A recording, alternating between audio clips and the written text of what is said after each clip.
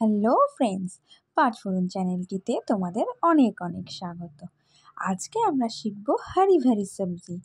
শীতকালে এর জুড়ি মেলা ভাত। শীতকাল তো সবজির ভাণ্ডার, তাই সবজি খেতে না চাইলেও এই রান্নাটা কিন্তু সবাই চেটেপুটে খাবে।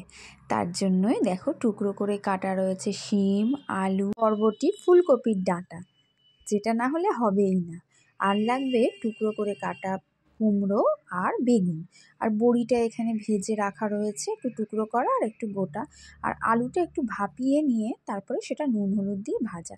এবার কড়াইতে 2 চামচ সরষের তেল দিয়ে তার মধ্যে অল্প করে পাঁচফোড়ন দিয়ে এবার সমস্ত টুকরো করে কাটা যে সবজিগুলো ছিল, শিম, বরবটি, ফুলকপির ডাঁটা, আলু, সমস্ত কিছু একসঙ্গে দিয়ে এটাকে ভালো করে একটু নাড়ানাড়ি করে নিতে হবে, মানে ওই মেশানো যাকে বলে।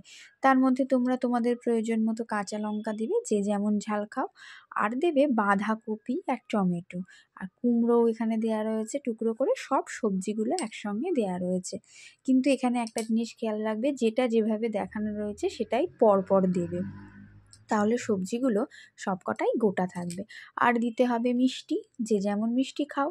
তার সঙ্গে এখানে কিন্তু অল্প একটু দেয়া রয়েছে, ছড়িয়ে দিতে হবে সর্ষে বাটা, যা এই রান্নার স্বাদকে আরো বাড়িয়ে দেবে।